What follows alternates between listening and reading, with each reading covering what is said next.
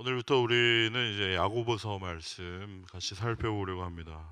음, 여러분 야고보는 이제 영어로 이제 제임스라고 얘기를 하는데요. 야고보서의 저자가 누구인가?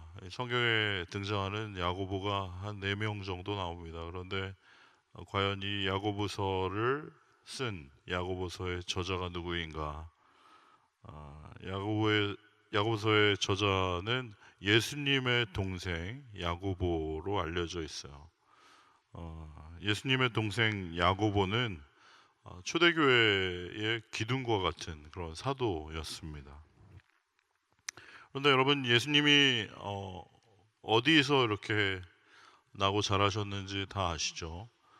예수님을 이제 나사렛 예수라고 부르지 않습니까?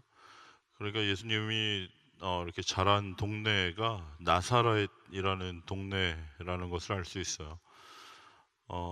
성경 어디 다른 곳에 보면 예수님께서 나사렛 출신이라는 이야기를 듣고 사람들이 도대체 나사렛에서 무슨 선한 것이 나겠느냐라고 말할 정도로 굉장히 나사렛이라는 동네는 굉장히 구석진 곳에 있었고 그렇게 유명한 곳이 아니고 정말 이름이 있는 뭐 그런 동네가 아니었던 것이죠.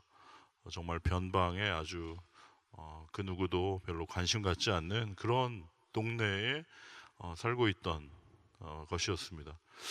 그러니 예수님과 예수님의 가족들, 특별히 그 예수님 아버지는 여러분 잘 아는 것처럼 직업이 목수였잖아요.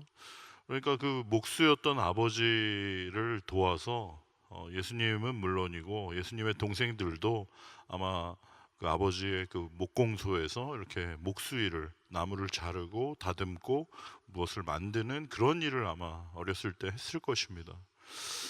그런데 여러분 어떤 일이 일어난 것입니까? 그 아버님을 잘 도와서 목수일을 도왔던 그 형님이 어느 날 이제 집을 나가신 것이죠. 가출하신 거예요. 그리고 자꾸만 이제 다른 사람들하고 막 패거리져 다니면서 자기가 막 하나님의 아들이라고 이제 얘기를 하고 막 여기저기 막 소문이 이제 돌아다녔던 것이죠. 그 소식을 듣고 있던 이 야고보가 어떤 마음이었겠습니까? 도대체 왜 우리 형님 왜 저러시나? 아니 그냥 아버지 도와서 이렇게 같이 목공일을 하던 그런 평범한 형님인데 갑자기 어느 날 집을 나가버리고 집에 들어오지도 않고 어떤 사람들하고 그냥 막 패거리 지어 다닌다고 하질 않나, 막 자기가 하나님의 아들이라고 막 이렇게 얘기를 하고 다닌다는 소문이 들리지 않나. 그러니까 이 동생 야고보 입장에서는 굉장히 도대체 우리 형님이 왜 저러시나 도대체 이해가 되지 않고 굉장히 이제 납득이 되지 않는 그런 상황이었을 것입니다. 실제로 이제 마태복음 12장 46절부터 50절까지 말씀해 보면 어느 날 그 예수님 동생들과 또 예수님의 어머니였던 마리아가 함께 예수님을 찾으러 나갔던 그런 장면에 대한 이야기가 나옵니다. 여러분 한번 우리 다 같이 한번 읽어볼까요? 마태복음 12장 46절부터 50절까지 말씀 한번 읽어볼까요? 시작. 예수께서 우리에게 말씀하실 때에 그의 어머니와 동생들이 예수께 말하려고 밖에 섰더니 한 사람이 예수께 여짜오되 보소서 당신의 어머니와 동생들이 당신께 말하려고 밖에 서 있나이다 하니 말하던 사람에게 대답하여 이르시되 누가 내 어머니며 내 동생들이냐 하시고 손을 내밀어 제자들을 가르쳐 이르시되 나의 어머니와 나의 동생들을 보라. 누구든지 하늘에 계신 내 아버지의 뜻대로 하는 자가 내 형제요 자매요 어머니니라 하시더라. 아멘. 아까 말씀드린 것처럼 어느 날 그 형님, 집 나간 형님을 찾으러 어머니와 이 동생들이 간 거예요. 어디에 있다는 소식을 듣고 이제 부랴부랴 거기까지 이제 찾아갔습니다. 갔더니 어떻습니까? 예수님께서 이제 가운데 서서 막 말씀을 전하고 계신 것이죠.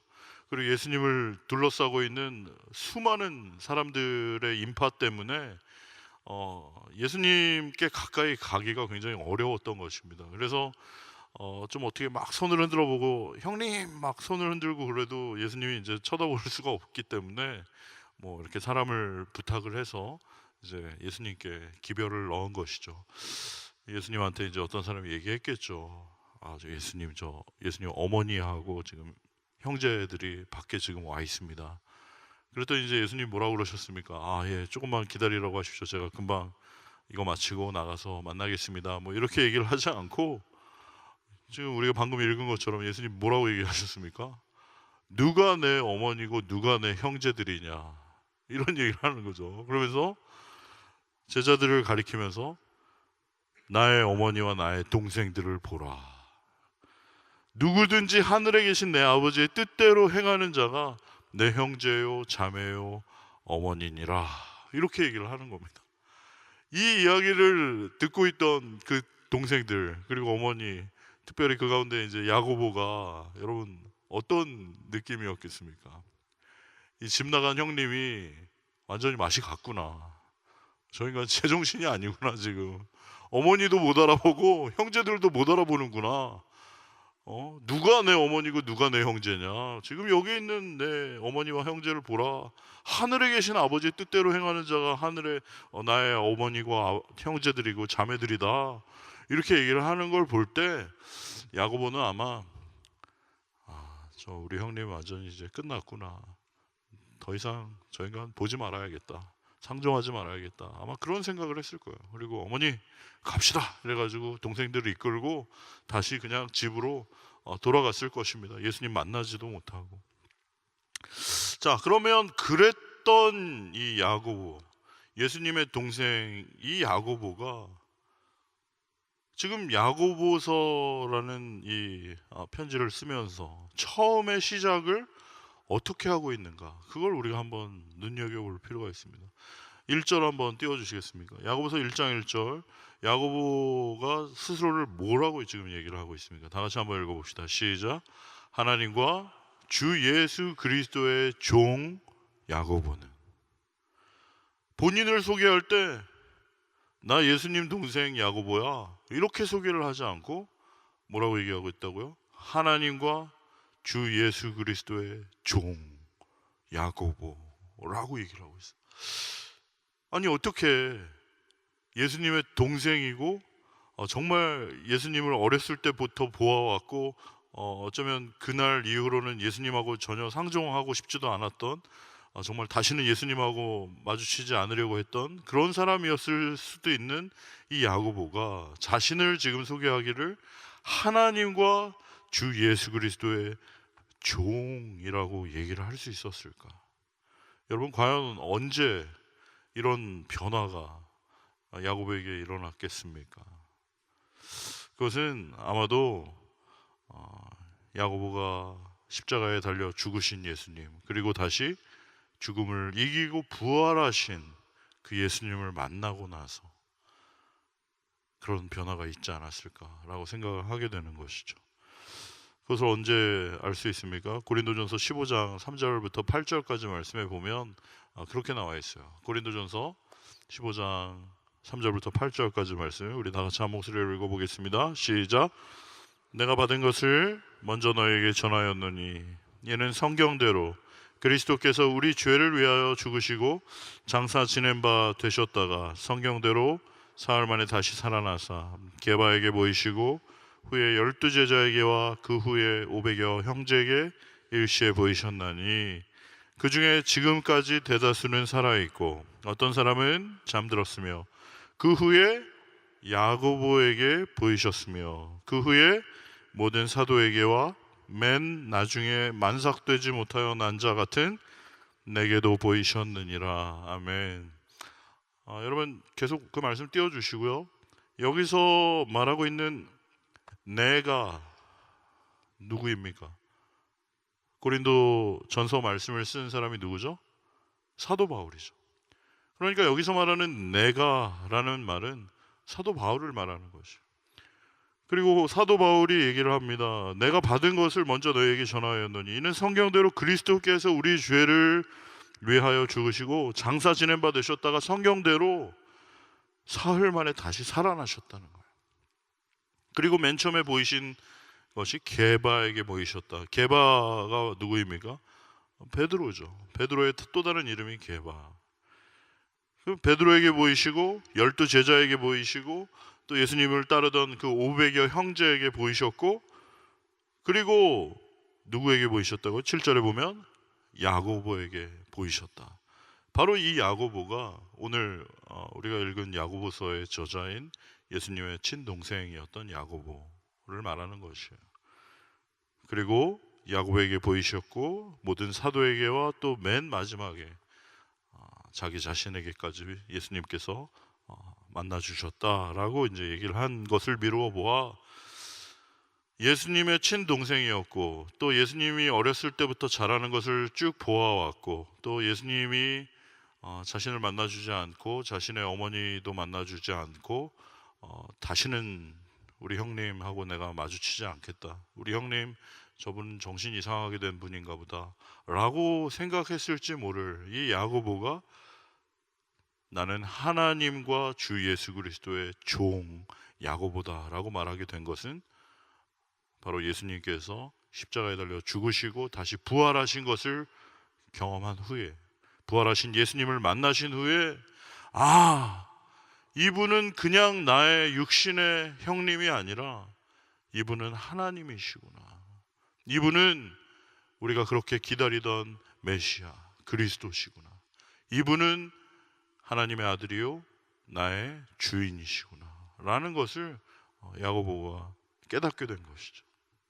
그래서 야고보는 야고보서의 처음 시작을 그렇게 한 것입니다. 예수님은 그리스도시고 자신의 형님이 아니라 자신의 주님이시다라고 고백을 하고 있는 것이. 1절 말씀 우리 다시 한번 좀 살펴보겠습니다. 1절 말씀, 하나님과 주 예수 그리스도의 종 야고보가 누구에게 편지를 쓰고 있다고 얘기를 합니까? 흩어져 있는 12지파에게 문안한다 라고 되어 있어요. 흩어져 있다라는 이야기가 나와요. 이렇게 함께 모여 있는 것이 아니라 그들이 이제 뿔뿔이 흩어지고 말았다라는 것이에요. 그들이 왜 그 뿔뿔이 흩어지고 말았을까? 사도행전 8장 1절 말씀에 보면 이런 말씀이 있습니다. 사도행전 8장 1절 다 같이 한번 읽어보겠습니다. 시작. 사울은 그가 죽임당함을 마땅히 여기더라. 그날에 예루살렘에 있는 교회에 큰 박해가 있어 사도 외에 다 유대와 사마리아 모든 땅으로 흩어지니라. 여기서 말하는 그날이 어느 날인가? 사도행전 7장에 나오는 그 스데반 집사님이 돌에 맞아 죽은 것을 말하는 것이. 예수님께서 부활하시고 승천하신 후에 그 초대교회 성도들은 오순절 다락방에서 모여서 기도하다가 그 약속하신 성령을 받고 그들은 담대하게 외치기 시작했습니다. 예수는 그리스도시고 하나님의 아들이십니다 라고 아주 담대하게 막 외치고 선포하기 시작했어요. 그런데 그렇게 예수는 그리스도시고 하나님의 아들이시고 우리의 구원자라고 외치고 있는 이 초대교회 성도들을 세상은 그냥 내버려 두지 않았어요. 그들을 박해하기 시작한 것입니다. 그 입 다물라고 그들을 핍박하기 시작한 것이에요. 방금 우리가 읽은 사도행전 8장 1절 말씀처럼 그날 이후로 스데반 집사님이 그 돌에 맞아 죽은 이후로 예루살렘에 있던 그 초대교회에 아주 큰 박해가 시작이 되기 시작했다라는 것이에요. 여러분, 우리가 많이 들어본 이야기이겠습니다만 실제로 우리가 아는 것처럼 네로 황제 역시 64년에 로마에 이제 불을 지르고 방화를 저지르고 그것을 기독교인들이 그렇게 했다라고 이제 누명을 씌운 것을 알 수 있습니다. 로마에 당시 250만 명이 살고 있던 로마에 발생한 화재가 있었는데 7일 동안 계속해서 그 화재가 꺼지지 않았다. 14개 구역이 있었는데 10개 구역이 완전히 다 불에 타서 소실되는 그런 아주 대형 화재가 있었습니다. 그런데 코바디스라는 소설에 보면 그것을 방화를 저지른 것이 바로 이 네로 황제라는 것을 이제 많은 사람들이 추측을 하고 있죠.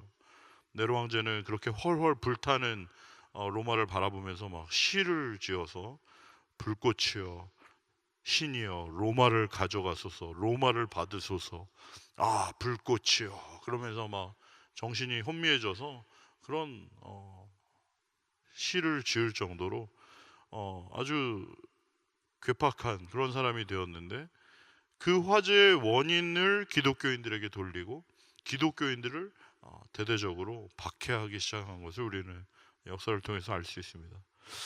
그렇게 이제 기독교인들을 향한 그런 엄청난 박해가 시작되니까 아무리 성령으로 충만해져 있던 이 그리스도인들도 뿔뿔이 이제 흩어지게 되는 것이죠. 막 잡아 가두고 죽이고 핍박하고 그러니까 함께 모여서 정말 하나님은 예수 그리스도는 하나님의 아들이고 우리의 구원자 그리스도라고 담대하게 외쳤던 이 초대교회 성도들도 다 지하로 숨어버리고 뿔뿔이 흩어지게 된 것입니다. 그렇게 해서 시작된 것이 우리가 아는 그 카타콤이라는 것이죠. 그 지하 동굴 속에 숨어서 그들만의 암호와 그들만의 그런 비밀을 가지고 하나님을 예배하고 아주 몰래 숨어서 지내기 시작했던 우리가 전에 이야기한 것처럼 서로 간에 그리스도인인 것을 확인하기 위한 그 표시가 바로 물고기였다고 말씀드렸잖아요. 어떤 사람이 이렇게 하나 그리면 반대 사람이 밑에 이렇게 그리면 아 그리스도인이시군요 하고 서로 알아보고 그 비밀한 장소로 같이 내려가서 거기서 하나님을 찬양하고 예배했던 오늘 우리 세례 받으신 분들이 계시지만 정말 예수 믿는다는 것은 당시로서는 정말 자신의 목숨을 걸어야 했던 것이고 내가 그리스도인이라고 말하는 것은 그냥 뭐 교회 다녀요 이 정도의 이야기가 아니라 자신의 생명을 담보로 걸어야 하는 정말 그런 위험한 시간에 있었다라는 것이죠. 그렇게 이제 초대교회 당시에 그리스도인이 된다는 것은 목숨을 걸어야 하는 일이었고 예수님이 그리스도시고 하나님의 아들이고 우리의 구원자 되신다라는 이런 고백한다는 것은 자신의 목숨을 담보로 걸어야만 했던 그런 위험천만한 일이었습니다. 그런 상황 속에 숨어 지내던 그런 상황 속에 뿔뿔이 흩어져 있던 기독교인들에게 야고보는 편지를 쓰기 시작한 것이에요.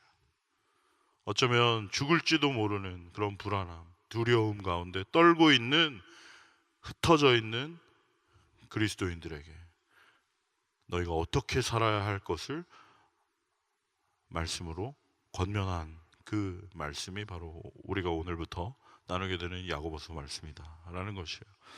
야고보서 1장 2절부터 4절까지 말씀 우리 다시 한번 읽어보겠습니다. 야고보가 뭐라고 얘기하기 시작합니까? 시작.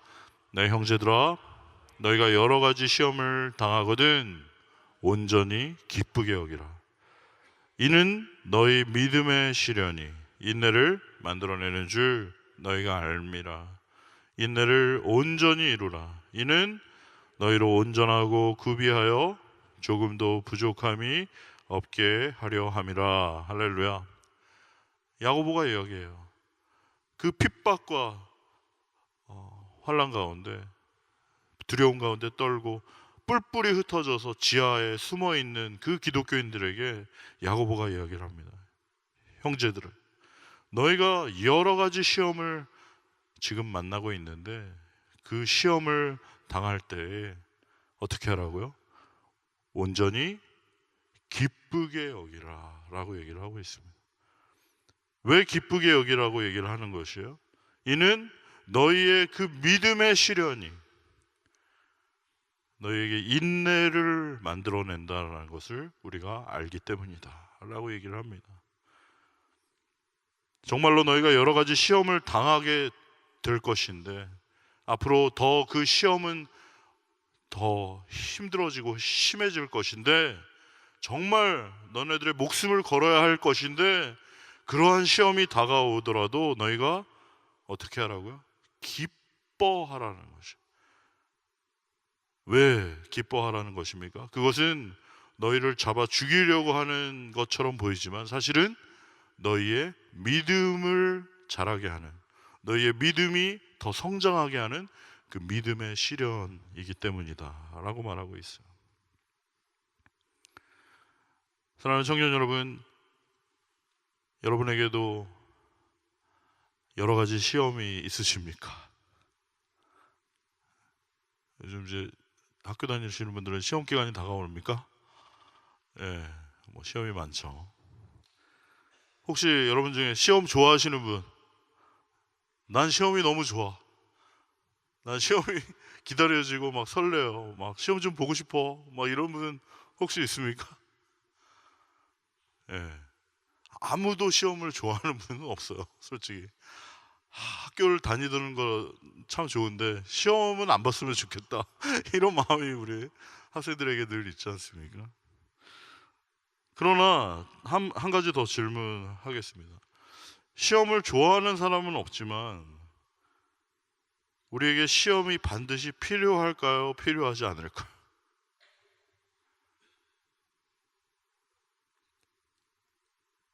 시험은 반드시 필요합니다. 정리하면 시험을 좋아하는 사람은 아무도 없어요. 그러나 시험은 반드시 필요한 것이다 라는 것이, 거기에 이의가 있으신 분은 없으실 거예요. 내 마음에 들지 않지만 불편한 진실이에요. 시험을 좋아하는 사람은 없지만 시험은 꼭 필요하다. 왜 시험이 필요한가? 첫 번째로 그것은 시험이 있어야 진짜인지 가짜인지를 알 수 있다는 것이. 아까도 말씀드린 것처럼 이 야고보서가 기록될 당시의 상황은 자신의 목숨을 담보로 걸어야 하는 상황이란 말이에요. 내가 예수 믿는다는 것, 예수 그리스도 그분은 하나님의 아들이시고 나의 구원자이시고 나의 주님이시다라는 것을 고백하는 그것은 자신의 목숨을 걸어야 하는, 어쩌면 그것 때문에 죽임을 당할 수 있는, 죽을 수밖에 없는 그런 아주 위험한 일이었기 때문에 그들에게 닥쳐오는 그 시험은 그가 과연 진짜인지 가짜인지 알 수 있게 되는 그런 테스트라는 것이에요. 여러분, 편안할 때는 우리가 잘 몰라요. 아무런 일이 없을 때는 잘 모릅니다. 다 그럴듯해 보여요. 지금 여러분 다 앉아 계시고 예배 드리고 계신데 제가 앞에서 이렇게 보면 다 너무 진짜 같아요. 경건하고 아주 진짜 크리스찬, 주님을 믿고 따르고 정말 예수 그리스도 그분은 하나님의 아들이고 정말 나의 구원자 되신다. 특별히 여러분 막 찬양하고 막 손들고 막 눈물 흘리고 이런 분들 보면 저분은 정말 진짜 같다 이런 마음이 듭니다. 그런데 이런 편안할 때는 몰라요. 모든 아무런 일이 없을 때는 모릅니다. 언제 그것이 진짜인지 가짜인지 밝혀지게 되는가? 그것은 바로 시험을 당하면 그 사람이 진짜인지 가짜인지 알게 된다라는 것이에요. 여러분, 우리 자매님들 가지고 계신 가방도 지금 진짜인가 가짜인가 그거 알 수 있는 방법은 지금 가만히 앉아 있을 때는 몰라요. 갑자기 나가는데 이제 비가 내린다. 갑자기 우산도 안 갖고 왔는데 일기예보도 없었는데 비가 내리기 시작한다. 그때 이제 진짜인지 가짜인지 알게 되는. 가짜는 어떻게 되나요? 이제 머리에 이렇게 왜 이렇게 비 와? 이러면서 이렇게 이제 뛰어가는 분은 이제 가짜죠. 진짜이신 분은 어떻습니까? 내가 비를 맞더라도 일을 마칠 수는 없어. 이러면서 오품을 안고 이렇게 막 뛰어가는 그거는 진짜. 뭐 우리는 그런 분은 없지만 그것이 언제 드러나는가? 진짜인지 가짜인지 평소에는 몰라요. 아무런 일이 없을 때는 모릅니다. 하지만 시험이 닥치면 그게 진짜인지 가짜인지 알게 되는 것이죠. 두 번째로 시험을 좋아하는 사람이 없지만 시험이 꼭 필요한 이유는 그 시험을 통해서 그 사람의 정말 실력을 알게 되기 때문이에요. 여러분, 평소에는 굉장히 비슷비슷해 보입니다. 앞에서 교수님 강의하시고 뭐 이러면 강의 중에 막 고개도 끄덕이고 막 필기도 막 하면서 뭐다 알아듣나 봐 쟤는. 난 무슨 말인지 하나도 모르겠는데 막 그런 이제 야 쟤는 뭐 다 좋은가 봐 막 이런데, 이제 평소에는 비슷비슷해 보이고 막 말도 유창하게 하고 다 잘 알아듣는 줄 알았는데, 언제 그 사람의 진짜 실력이 드러나는가? 그것은 바로 시험을 통해서 드러나는 거죠. 시험을 딱 보면 그 사람이 정말 얼만큼 이해했는지, 얼만큼 지금 실력이 있는지 정확하게 그게 나오는 것이죠. 그러니 우리 신앙생활도 마찬가지입니다. 지금 볼 때는 우리 순장님이야, 우리 찬양 리더야, 이러면서 굉장히 이제 그럴듯해 보이고 아주 대단한 줄 알았는데, 딱 우리에게 시험이 닥쳐오면 그 사람의 어느 정도의 수준인지가 딱 드러나게 된다는 것이에요. 다들 그럴듯해 보이지만 저를 포함해서 마찬가지예요. 제가 겉으로는 그럴듯해 보이는 목사고 폼 잡고 이렇게 서 있는 것 같아도, 정말 저에게도 시험이 닥쳐오면 제가 진짜 목사인지 가짜 목사인지, 제가 실력이 어느 정도인지 딱 그대로 드러나게 된다는 것이죠. 그리고 실력이 드러나면서 동시에 어떤 사람은 굉장히 찌질해 보였는데 알고 보니까 실력이 대단한 거예요. 그 사람은 인정을 받게 됩니다. 근데 어떤 사람은 굉장히 폼 잡고 있었는데 알고 보니까 엉망인 거예요. 그대로가 다 드러나는 것이죠. 그리고 마지막으로, 이 시험을 누구나 싫어하지만 꼭 필요한 이유는 이 시험이 있어야만 우리의 실력이 늘기 때문이에요. 솔직히 시험 공부할 때 여러분 어떻습니까? 학기 중에 이렇게 실력이 많이 늘던가요? 뭔 소리 하는지 모르겠고 막 놀고 있고 막 정신 놓고 막 이러다가 보면 뭘 배웠는지도 잘 몰라요. 근데 언제 실력이 늡니까? 시험 공부할 때. 딱 이제 닥쳐가지고 그냥 다음 주 시험이다 이래가지고 내가 다시 정신 차려야지 하고 막 그걸 정리하고 다시 읽고 또 읽고 밑줄 치고 동그라미 하고 그러면서 그때 사실 정리가 되죠. 그리고 시험을 딱 보고 나면 내가 뭘 알았는지 몰랐는지를 정확하게 알게 되고, 그리고 공부 잘하는 사람들일수록 어떻게 합니까? 오답 노트를 만드는 것이죠. 오답 노트를 만드는 이유는 뭐예요? 내가 실수한 거를 다시 실수하지 않기 위해서, 똑같은 실수를 되풀이하지 않기 위해서. 자기가 다 알 수는 없으니까 틀린 거를 다시 왜 틀렸는지 따져보고, 다시는 그 문제가 나오면 똑같이 내가 틀리지 않기 위해서 그것을 정리를 하는 사람, 똑같은 실수를 반복하지 않는 사람, 그렇게 하면서 실력이 이제 늘게 돼 있는 것이죠.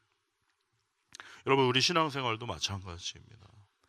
아까 말씀드린 것처럼 이 야고보서가 쓰여질 당시의 상황은 정말 자기의 목숨을 걸어야 하는, 예수 믿는다는 거 그게 그냥 껍데기가 아니라, 그냥 겉모습이 아니라 정말 그 예수를 믿는다는 자체로 자신의 목숨을 걸어야 하는, 죽을 수도 있는 그런 위기의 상황 가운데 정말 진짜인지 가짜인지 드러나게 하는 것, 그것이 바로 시험이고, 또 자신의 실력이 어느 정도인지 분명하게 알게 되는 것, 그것이 시험이고, 또 그것을 통해서 자신의 실력이 향상될 수 있도록, 믿음이 더 업그레이드 되고 더 자라갈 수 있도록 하게 하는 그 도구가 바로 시험이다. 이걸 아는 사람은 시험을 만나게 되면 어떻게 되는 것인가요? 두려워하고 막 벌벌 떨고 어쩔 줄 몰라 하는 것이 아니라 오히려 그 시험을 기쁘게 생각한다는 것이. 나의 인생이 내가 주인이 아니고 나의 인생의 주인이 하나님이시고, 나를 붙들어 주시고 책임져 주시고 인도하시는 분이 나를 더 강하게, 더 성숙하게, 나를 단련시키시고자 나에게 허락하신 그 믿음의 시련을 통해 하나님께서는 나를 좌절시키시고 주저앉게 하시고 거기서 망하게 하시려는 것이 아니라 오히려 나를 더 한 단계 업그레이드 시키시려고, 나의 믿음을 더 자라가게 하시려고 나에게 시련을 주시고 시험을 주시고, 그것을 통과할 때 하나님께서는 우리에게 더 큰 믿음을, 더 성숙한 믿음을 갖게 하신다라는 것이죠. 사랑하는 청년 여러분, 여러분에게 지금 어떤 형편과 사정이 있는지, 또 어떤 문제와 어려움이 있는지 모르겠습니다. 어떤 분은 경제적인 문제가 있을 수 있고, 어떤 분은 관계의 문제가 있을 수 있고, 어떤 분은 건강에 문제가 있을 수 있고, 또 어떤 분은 정말 답이 나오지 않는 앞으로 앞이 캄캄한 그런 상황 가운데 있는 분들도 계실 거예요. 그러나 여러분의 인생이 그냥 방치되어 있는 인생이 아니고, 하나님께서 여러분을 붙잡고 계시고 여러분을 책임지시고 인도하시고 여러분을 정금과 같이 나오게 하시려고 여러분을 단련하고 훈련하고 계시다라는 것을 여러분이 인정한다면, 모든 것이 그냥 우연이고 어쩌다 보니까 그냥 이렇게 있는 것이 아니라 모든 것이 하나님의 그 계획 가운데 한 치의 오차 없이 나에게 주어진 이 모든 상황과 형편과 문제와 상황과 관계의 어려움과 육신의 질병이나 그 어떤 어려운 문제라고 할지라도 그것이 그냥 재수 없어서 나에게 주어진 것이 아니라 하나님이 나를 진짜인지 가짜인지 알게 하시려고, 하나님이 나를 더 나의 실력이 어느 정도인지를 분명하게 알게 하시려고, 하나님이 더 나를 그 실력을 향상시키시려고, 그 믿음을 자라게 하시려고, 업그레이드 시키시려고 나에게 주신 그 고난과 어려움이라는 것을 여러분이 믿음의 눈을 가지고 믿음의 안목을 가지고 바라보고 이해하고 해석하고 그렇게 받아들이고, 그 가운데 믿음의 눈을 들어 우리 하나님을 향하고 하나님을 의지하고 믿음으로 걸어갈 때 주님께서는 우리를 욥이 고백했던 것처럼 나의 가는 길 오직 그가 하시나니 그가 나를 단련하신 후에 내가 정금과 같이 나오리라. 할렐루야. 우리의 지금 상황과 형편과 문제와 어려움 거기에만 몰두하고 거기에만 우리의 시선을 빼앗기고 집착할 것이 아니라 우리의 믿음의 눈을 들어 주님을 바라보고 믿음으로 상황을 해석하고 바라보고 이해하고 그렇게 믿음으로 하나님의 말씀에 순종하여 나아갈 때 주님께서 우리에게 더 큰 은혜 주실 줄로 믿습니다. 할렐루야. 그렇게 믿음으로 살아가는 저와 우리 모든 청년들 되기를 주의 이름으로 축원합니다.